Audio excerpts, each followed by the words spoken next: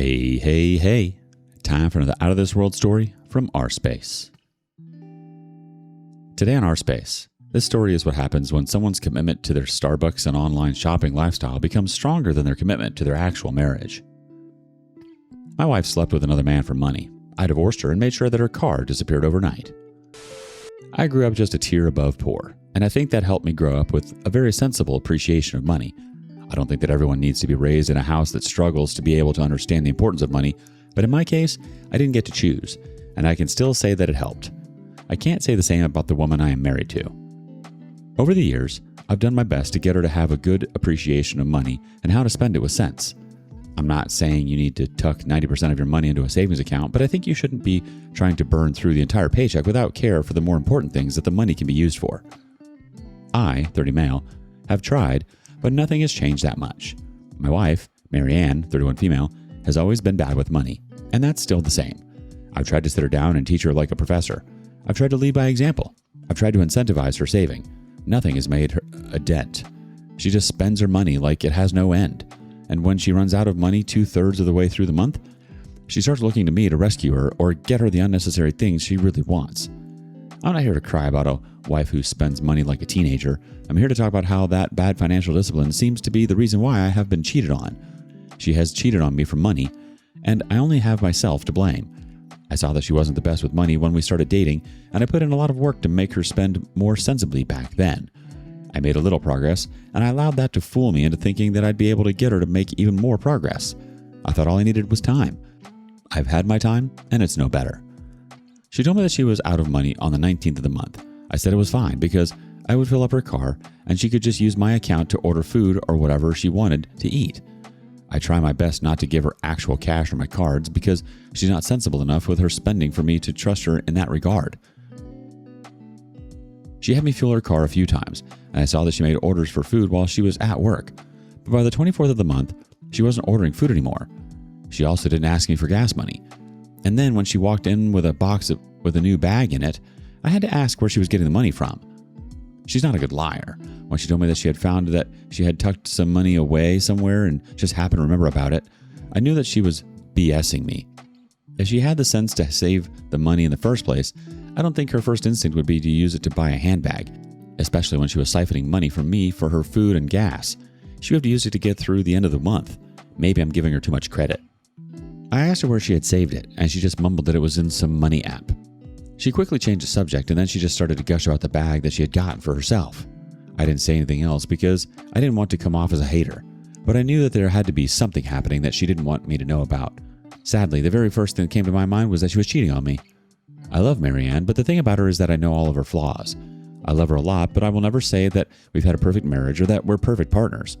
There are so many things that I would improve about her if I had the chance.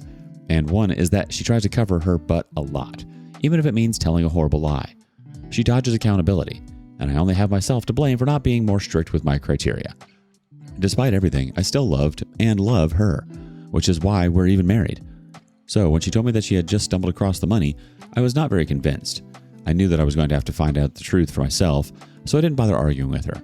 I decided I was going to check her phone when I got a good chance to do that. That chance came when she was sleeping 2 days later. She had neatly laid her phone beside her pillow, instead of falling asleep while using it like she did on most days. I didn't hesitate to take it. It wasn't going to be the first time that I was going through her phone, so I didn't even flinch at the chance. I had to scroll through a lot of the conversations that she had in her messages app, but it didn't take long for me to see Ryan. I didn't know the guy, but she seemed to know him really well. They had been chatting with each other for ages, and the moment I opened my messages, I could see that there was a heavily sexual tone to their conversations. In fact, all the way to the very top, it was all sexual. From what I could see, the relationship had started for those purposes. They weren't people who were with each other because they really loved spending time with one another. She wasn't in love with him or anything, and he didn't even seem to be in love with her. It was like a business transaction. And that's what made it even more evident by the way she would ask him for money or favors. From the looks of things, they would meet 2 or 3 times and she'd casually hit him with a request for a few $100s, or she'd send him a link to something that she really wanted. They had been going on like that for about 2 months at that point, so it wasn't even something particularly long-standing. I'm still beating myself up that I was somehow completely oblivious to that. If not for the deal with her money recently, I likely would have still been in the dark. And yes, I could see that she asked him for money on the 22nd, so that was likely the reason why she didn't need to lean on me for a few days after that. She had gotten money from her sugar daddy. I hate that word, and he doesn't even fit the profile because he doesn't look much older than either of us. I don't know if there's something more to it, but it looks like an arrangement solely for financial gain. For some reason, that just makes things worse for me.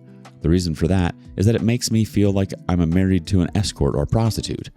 Because what's the difference between her and the other people who give up their bodies for money? There isn't a difference. That's the truth.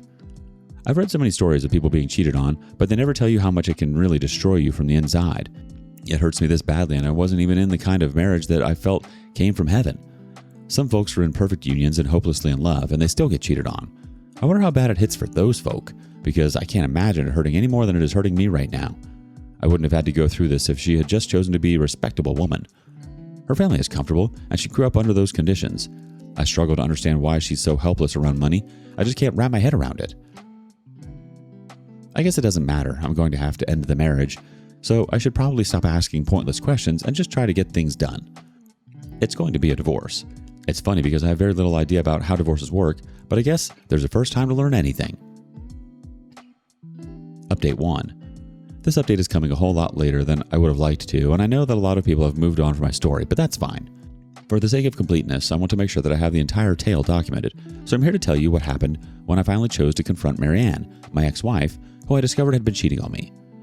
I had to figure out a lot of things about the divorce process, but thankfully, that was made a lot easier because the family attorney I got was very patient and very kind. So he was able to take me through the entire process. He let me know that even with the evidence I had showing that she had been cheating on me, I wasn't going to be able to leave her with nothing. She was going to end up leaving the marriage with an equal split of everything that we had earned. He said it didn't matter that she burned through her money, she'd end up taking half of mine, and there really wasn't a good way for us to avoid that. It took some time, but I came to terms with it. That's just how the system is. Once I acknowledged that, it was time for me to confront the woman. I told her that we needed to talk about money. She looked like she wanted to be having any other conversation but that one, but I told her how it was different from the other times, so she would really want to pay attention. She sat up and waited to hear what else I had to say. I told her that I had done my best to get her to be financially responsible.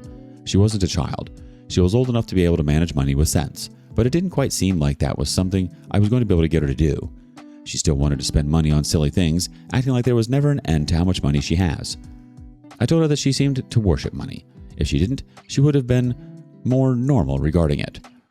She wouldn't have been the kind of person to cheat on her husband because she was looking for people to give her money. She cocked her head curiously when I said that, and I told her that she hadn't misheard me. I told her that I knew about Ryan, and I knew about everything that had been going on with the two of them. I asked if she had anything to say for herself. She waited too long before asking, "Who's Ryan?" I told her she was dumb for asking that, and I was going to get angry if she continued to act like I was hallucinating. I let her know that I had seen the text messages, so she didn't need to keep pretending like she was a faithful wife. I knew she was a cheater and had slept with the guy on multiple occasions. To leave no doubt, I told her that our marriage was over, no matter what, so she would be best off just admitting to the truth. She looked like she was trying to hold in her tears. She managed to choke out, asking me if I would let her explain herself before I ended things. I gave her the shot because I wanted to know what she had to say to me. "It's not what it looks like. Yes, I've been getting money from the guy, but we haven't been sleeping together. I've just been stringing him along and milking him. It's really not as bad as you think it is, I promise." I told her it didn't matter. It was still bad enough, even if I was going to accept that as being the truth. How was it any better for her to say that she was being extremely inappropriate for a man for money, but because they never slept together, it was fine, and it wasn't worth us getting divorced? She had nothing to say. She just said that she was trying to set the record straight. The thing is, I still don't believe her. There's no reason for me to believe her on that front. I told her that I had spoken to a divorce lawyer, and she opened her mouth in shock. She asked why I didn't even try to hear her side of the story before moving that far. My response was that the text gave me enough of an explanation. There really wasn't any benefit of the doubt that I could have given her from what the text showed. The most gracious explanation would have still had her looking bad. I told her that my mind was made up. She knew for a fact that she had effed up, so there was no point in her trying to get me to change my mind. She asked me if that was really it. And all I could do was shrug and tell her that she had been the one to get us to that point. I had done my part as her husband, and as much as we had problems through the marriage, I never left. I stuck by, hoping that things would change for the better. I was a forgiving person, but some things are too much, and that was one of the things that I simply wasn't going to take. She was holding back her tears, but she just nodded and told me that it was fine. I got up and told her that I was going to be leaving the house. I was going to leave it to her, lying that I wanted her to remain comfortable. The truth is, if she leaves, she'll go and be a burden on someone's couch. I want her to finally learn what real adult living is like. She wants to keep spending like she has no responsibilities because someone else was taking care of them for her. Well, I'm here to leave her with rent and utilities so she can see that she can't always spend her money on Starbucks and other silly trendy things. I have left the house now, so she's going to have to be an adult whether she likes it or not. Hopefully the divorce goes well and she's awarded the place. At this rate, I can't see any other outcome. Time will tell. Update 2. Something very interesting happened. I'm glad I started this whole spiel on a throwaway account, otherwise things might get very interesting for me legally. I chose to do something to get back at Marianne, and I have to say that it probably wasn't the best move. But I was upset one day and realized that I really hadn't taught her a lesson, so I decided to do that. Just so you know, we are divorced now, and that's great. My lawyer had told me that things don't always go swimmingly for the spouse who was cheated on, and with those expectations, I think I knew what to expect. We had to split my savings in half. She got to keep her car and I kept mine, and then she got awarded the apartment. She might have gotten alimony, but we hadn't been married for too long, and it was deemed that she was making enough money compared to me, so I didn't need to hand any of mine over. After the divorce, I chose to get her where I knew it was going to hurt. She had a horrible time buying her last car, so she wanted to make sure that she chose something that was really going to make her proud when she bought her current car. I went through the purchasing process with her, and in the end, we got her a car that has been serving her reliably until today. It was used and very cheap, but she doesn't mind that much. She has really bad habits with her car. Sometimes she doesn't lock it when she gets back home from work. Sometimes she leaves the key in the car hidden because she doesn't need to figure out where she dropped it in the house. And she also doesn't do a great job keeping it up with her insurance, so I took that over for her. I was going to have someone steal her car. I told my friends about it, and they tried to dissuade me, but I told them that I didn't care. I was going to have it happen. I was going to make it work, and I wasn't going to get caught. They said that, provided I could deliver on the ladder, it was a good way to get back at her, but they were scared it wouldn't be that smooth. The smart thing would have been to listen to them, but I only had revenge on my mind, and I wanted to make sure that I cashed that check. It wasn't hard. I went to a bad part of town at night. It obviously wasn't a very good idea, but I had protection on me, so I wasn't too scared. That's a certain place that has a lot of vehicle carcasses, so it felt like I would find the kind of person I was looking for there. I gave someone there a few bucks and asked if they knew where I could find the kind of person I needed. He went inside one of the buildings, and some minutes later a guy came out. He was surprisingly young. I told him what I needed and asked if he was willing. He asked for the model. I gave it to him, and he nodded. Then I gave him all the info he needed. He would know where to go and where to find the keys. Everything after that would go easy for him. I didn't even need to pay him because obviously he was getting a lot out of it, but I still gave him something as an incentive. 3 days later, Marianne called me. She was upset. She asked me why I didn't let her know that her insurance had been voided. I asked her why that fell on me. We were divorced, and she was an adult. She was meant to keep track of that stuff herself. She told me that her car had been stolen, and the insurance said they couldn't cover it. I told her to file a police report, and she said she was going to, but apparently the footage of the person who had done it was terrible. She called me a day later, telling me she had filed the police report. At that point, I started to worry that I might have gotten myself into something worse than I wanted to be in, that maybe I should have listened to my friends. I was racked with anxiety. Here's the thing though, it took a while, but nothing happened. It's been over a month, and that car hasn't turned up. The police gave her the professional opinion that it had likely been gutted at that point, and even if they could find who did it, it might not be someone in a position to reimburse her. They said they'd still keep working, but the chances of getting it seemed bad. I wanted her to know it was me, but as much as I'm looking for that satisfaction, I'm smarter than that. The part that makes me happiest is the fact that this woman was so financially irresponsible, and now is left with paying rent on her own, along with having to either pay for Ubers or save up for another car. She's seeing what life is like when you can't spend your money the way you want. Her fancy Instagram stories are no longer happening as much, and when they do, she's posting old stuff to make it seem like she's still got things happening in her life. It is pathetic. I've played my part in her life. She's played her unfortunate part in mine, and I guess things are over now. The fact that she blew up her marriage over handbags, takeout, Starbucks, and random cash requests is honestly pathetic. Not tragic, pathetic. And the craziest part is she still tried to lie when cornered. Who's Ryan? After you literally saw the messages as the kind of response a toddler gives when they're caught standing beside a broken lamp holding a baseball bat. Then she pivoted to, okay, but technically I was emotionally hustling him for money. Like, congratulations, Marianne. You somehow found a defense that made you sound even sleazier. Now, the car thing? Absolutely insane. Completely unhinged.